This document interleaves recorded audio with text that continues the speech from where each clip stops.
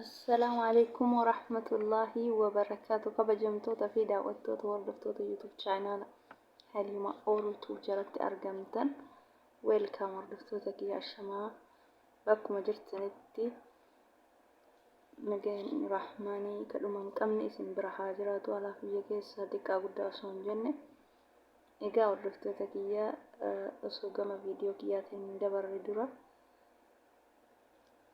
اللي فيديو هارون اسمه تدريبيتني جرا وردفتوتا كيا وان انجتشو وربادي وردفتوتا كيا وروني هنگا أما ماتينا تاتني كومنتي لايك شير سبسكرايب نججبيسا ترتن قلتهما قلني كيسان دجا هاتو أما اللي نججبيسون كيسان حاملي وائنا تورا ججبا داما اللي لايك كومنتي شير قرأت أكا فيديون كي نموت الرافيدون وربادن برغو ليا وربيتان شير قراتين دبرسا كم بيني با اجرا رافيدمو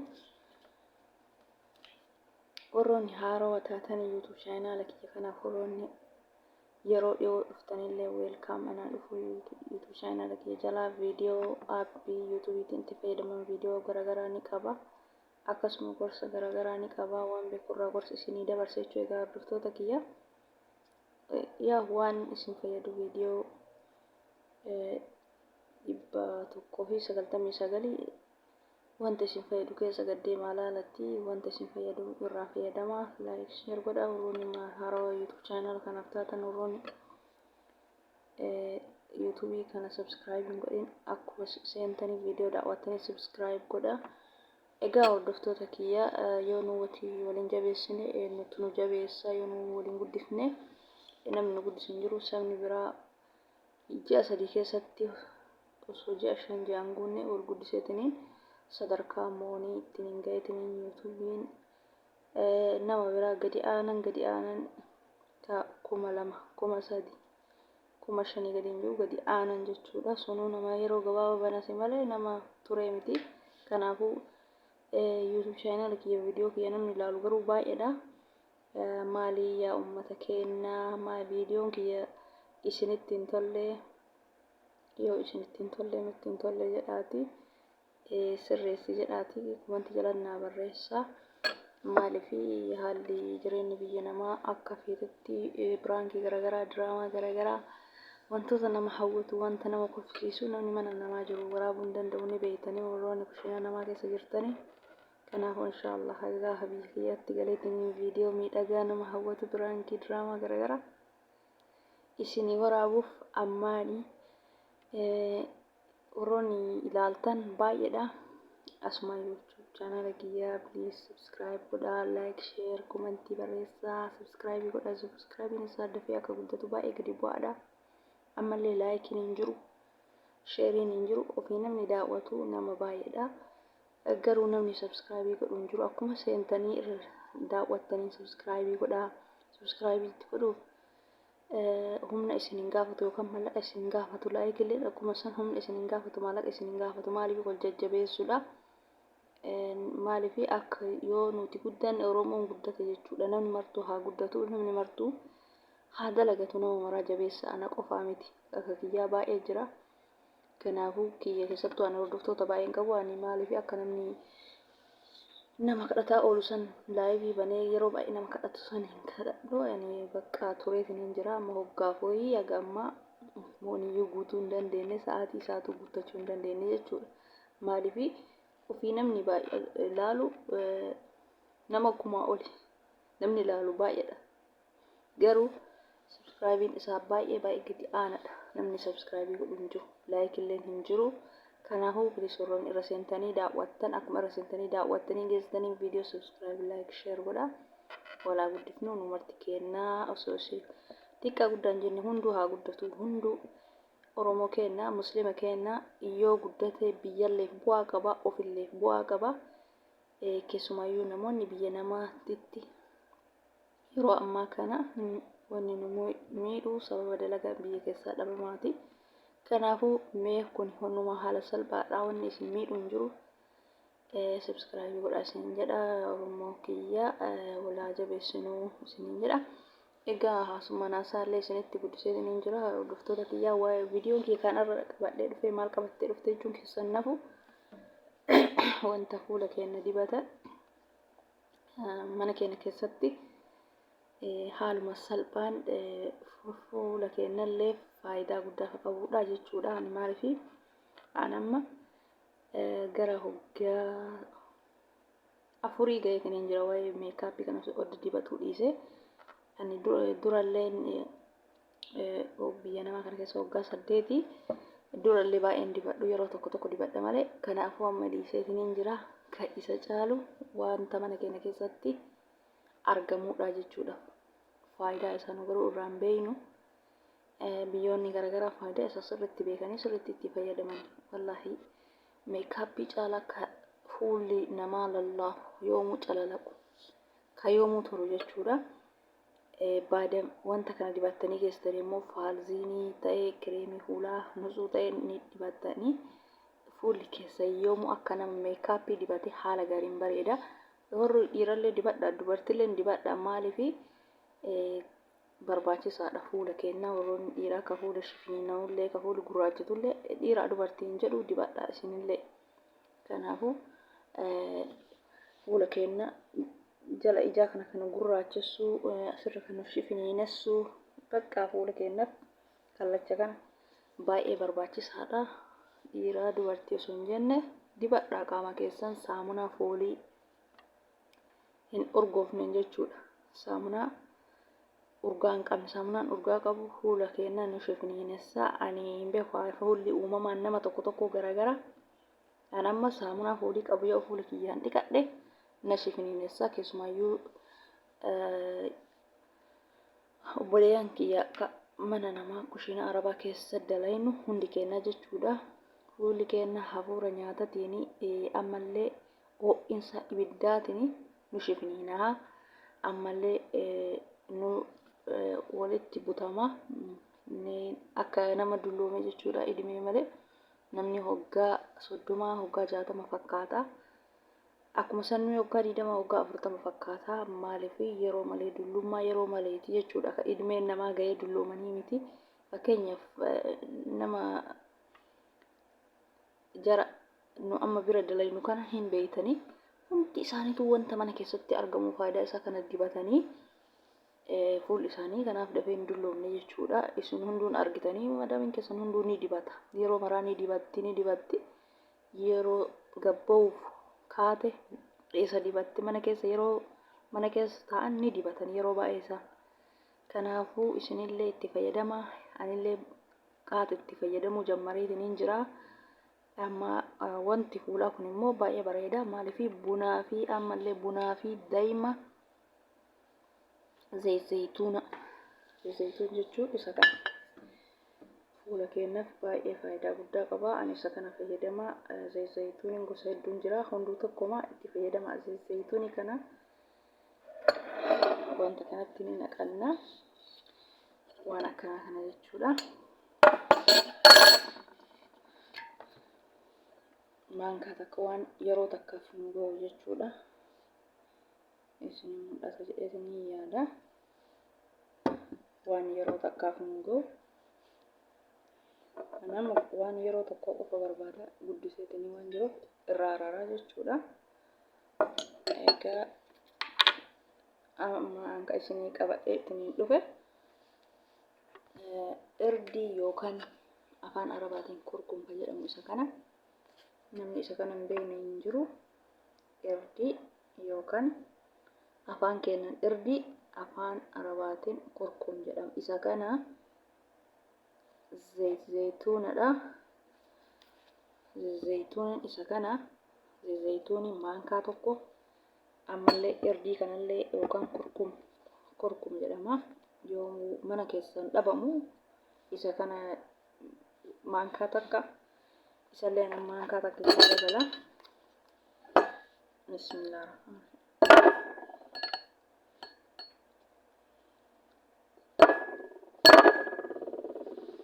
Haaluma argitan kanaan isin mul'ata dheetiin yaada maankaa takka waan yeroo takkaaf nu ga'u jechuudha.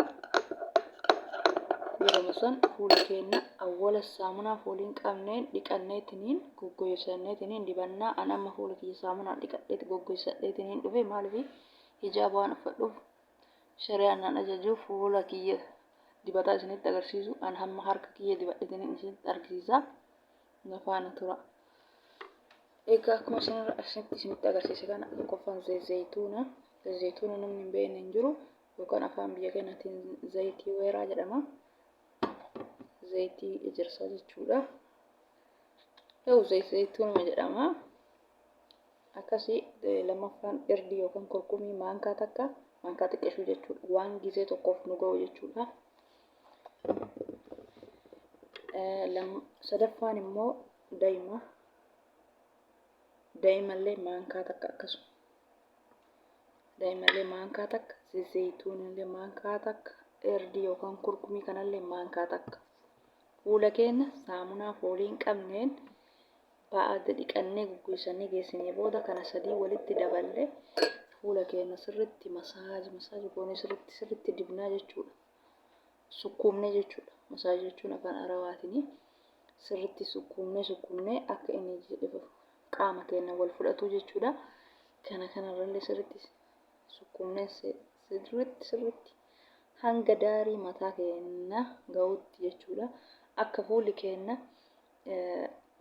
bakka cinaa gurraacha ta'e bakka waa dibdan kanaan ni diimata. Bakkee yoo hambistan bakka saniin gurraacha ta'e bakka waa dibdan kanaan ni diimata jechuudha. Ammallee fuula keenyallee nu diimessaa. Ija keenya kan jala nu gurraachatu kanallee nu diimessaa. Yeroo hundaatti yoo isinitti toluu dhabe anamma yeroo natti tolu yeroo hunda ni fayyadama. Yeroo natti hin tolle immoo torbaan daqiiqaa 30 yeroo dalagaa keessanirraa baatanii rafuuf deemtan daqiiqaa 30 fuula keessaniif gizee kennaa dibadhaa itti fayyadama isiniin jedha. Meekaappiin dibatinaa. Meekaappiin yeroo tokko dibattee yeroo tokko yoo dhiifte fuula si daalacheessaa. Ka meekaappii caalu isa kana. Kanaafuu uumamaan mana keenya keessatti argamu kan nu miine qaama keenya nu miine wantoonni kun wantoota nyaataaf itti fayyadamnuudha. Wanta mana keenya keessatti argamu kireemii faarmaasii irraa guurtanii ka waan isaan beekne ka dubbisa isaa nama miidhuu isaan beekne bittanii hanga dibattan isa kana dibadhaa. Ijoollee baay'ee fuula balleessaa kireemiin adda addaa faarmaasii irraa guuranii dibatan kana homa takka hin dibatina. Saamunaa fooliin isaan urgoofne qofa bitadhaatii fuula keessan dhiqadhaa. Gurraachinallee isinirraa balleessaa. Shifiniinallee isinirraa balleessaa. Yeroo torbaaniin fuula keessan awwala dursa saamunaan dhiqadhaa goggoifadhaa. Torbaaniin dibadhaa daqiiqaa 30 ofirra tursiisaa. Daqiiqaa 30 booda ofirraa dhiqadhaa. Haala gaariin fuulli keessan ni lallaafa. Akka goggogullee ni lallaafa. Haala gaariin gurraachinni illee ni bada. Shifiniinallee ni bada. Yeroo maraa yoo itti fayyadamtan jechuudha. Osoo addaan hin kunne ji'a 3 yoo itti fayyadamtan fuula keessan awwala osoo hin jammarin dura fuula keessan awwala footoo kaasatii. Eegasii wantoota kana dibadhaatii jijjiirati. Wantoota kana dibadhaatii ji'a 3 booda fuulli awwalaa sunii fi fuulli eega waa dibattanii wantoota mana keenya keessatti argamu kanneen eega dibattanii ji'a 3 turtaniin booda footoo lachuuyyuu wal biratti ilaalame jijjiirama isaa jechuudha. Eega ji'a 3 booda jechuudha. Yeroo maraa osoo hin hifanne qaama keenya ofaa qaqqabnu. Fuula keenya kan idimee malee dulloomu itti haa fayyadamnu isiniin jedha. Irraa fayyadama. Maaliif illee fayyadamaa jira. Anammoo akka meekaappii walaa maalii hin dibadhu. Meekaappii hin dibatina. Meekaappiin tokkoffaa maallaqa keessanillee isinirraa fixa. Lammaffaa yeroo keessanillee ni qisaasessa. Sadaffaa fuula keessanillee bu'aa takka hin qabu. Bareedumsa yoo sanii fi yeroo biyya keessanitti sargii yommuu deemtan kana yoo dibattan malee hin dibatina jedha. Isa kana dibattanii uummata akka fuulli keessa yoomuu akka nama kurii dibatee kanatti bareeda jechuudha. Yoo saamunaan dhiqattanii wantoota kana fayyadamtan. Lammaffaa buna daa'ima jijjiirtanii jechuudha. Torbee tokko kana yoo dibattan yoo isinitti tole guyyaa 3 dibadha. Yani har'a yoo dibattan bor jidduu oolati iftaan dibadha. Torbee itti aantu immoo jijjiirati buna daa'ima zayituunii walitti dabalaati koofii jechuudha. fuula keessan saamunaan dhiqaa ogguu isaati sirriitti sukkuumatti dibatee daqiiqaa 30 ofirra tursiisati haala gaariin bareedaa jechuudha. Egaa hordoftoota kiyyaa isinii gara jedheetiin yaada maaliif honni irra deddeebiitiin isinii himuuf asirratti isinii galuuf hordoftoota kiyyaa. Kanaafuu wantoota kana sadii walitti dibannee wanta akka fuula keenyallee wanni nu miidhu hin jiru, wanni rakkoo nurraan gahu hin jiru. Wanti kun wanta garaa keenyatti nyaannee nyaata garaagaraatti itti hojjeta itti dabaleetiin hin fayyadamnudha. Wanti mana keessatti argamu wanti dibattan waan fuula keessan isin hin miine jechuudha. Maaliif anillee awwaala itti fayyadameetiin wanta faayidaa qabu kana maaliif hordoftoota kiyyaaf hin dabarsinee jedheetiin ilaale awwaala viidiyoo Google Chrome keessa namoonni biyya garaagaraa itti fayyadaman san laaleetiin tureetiin jira. Ani garuu YouTube channel amma odda banadhee hoggaaf wayi garuu an achuma duraanuu viidiyoo laalee yoo duraan YouTube qabu viidiyoo laaleetiin wantoota akkana kanaa dibadha. Fuula kiyyaaf baay'ee jijjiirama argisiise. Fuulli kiyya duraan yeroo nyaata godhu ni gurraachata ni shibiniinaha. Amma alhamdulillah maaliif yeroo maraa osoo hin fanne dibadhaatiin gurraachinni sun hin jiru, shibiniinaan hin jiru. Harka kiyya kanarrallee ibiddi garaagaraa yoo keekii homa hojjedhu foroonii xixiqqaan kunniin harka nama gubaa harka kiyya kana baay'ee gurraachesseetiin ilaa amma xiqqoo ni mul'ata. Anumatti deebisaa jechuudha. Yeroo tokko huccuu furdaa yoo siiniyaa uumama yoo waliin fuudhin nama gubaa. Ammallee zayitii hamburgaa uumama yoo xabbasan zayitiin sun nama faca'u nama gurraachessa. Kanaafuu imanatti deddeebi'a. Garuu ani yeroo maraa ima dibadha inni ni badaa jechuudha. Yoo wantoota zayitii xabbasan uumama kana dinnichaa chipsii uumama kana yoo hojjetin harki kiyya natsa ta'a jechuudha. Zayitiin wanta nama faca'uuf dalagaadha yeroo maraa dalagama mana nama keessatti. Isa kanaaf hordoftoota kiyya amma isinitti argisiisa haala kanaan. Kun haala kanaan isin mul'ata dheetiin yaada. Erdi kurkumii zayituunidha. Daa'ima waa sadiin kana haala kanaan fuula keessan dibattan. Nama harka kiyya dibadheetiin isinitti argisiisa. Bismillah akkanatti dibattanii fuula keessan akkanatti dibattanii lakkaan seensistanii niin dibattan.